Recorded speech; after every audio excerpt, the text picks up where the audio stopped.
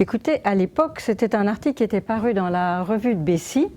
Et c'était le ministre Sérex à l'époque qui lançait ça et qui demandait que toutes les sociétés où il y avait un sentiment d'équité, de pousser à la formation, d'y accorder un budget, on répondait à toutes ces normes.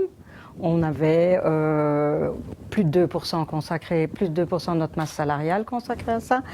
On avait une totale équité, que ce soit le sexe, l'origine et surtout l'âge, parce que dans beaucoup d'entreprises, à partir d'un certain âge, on ne vous envoie plus en formation, ce qui n'est absolument pas notre cas. Il nous manquait juste à l'époque une charte où tout ça était décrit, chose que nous sommes empressés de rédiger.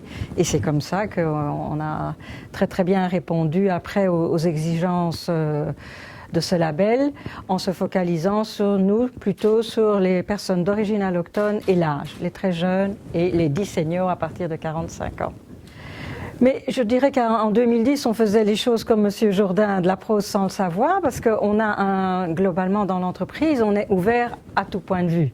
Et puis on se rend bien compte que le fait d'être ouvert à la diversité, de ne pas se focaliser sur du bleu, blanc, belge, nous offre plein de possibilités. Si on devait se limiter peut-être l'image type, dans une certaine catégorie d'âge, une certaine origine, etc., on n'aurait pas la moitié des recrutements potentiels. Donc, être ouvert à la diversité, c'est du win-win. Ça nous permet de nous enrichir à tout point de vue. Et simplement, par rapport à cette époque-là, c'est qu'on le fait plus consciemment, qu'on a mis des chiffres.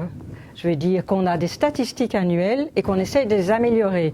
On ne se met pas d'office un target d'amélioration, on dit pas on doit être 2-3% mieux, mais on sait ce qu'on est et on voudrait faire encore mieux à chaque renouvellement du label. Et on est très soutenu dans tout ça, dans l'accompagnement par Actiris.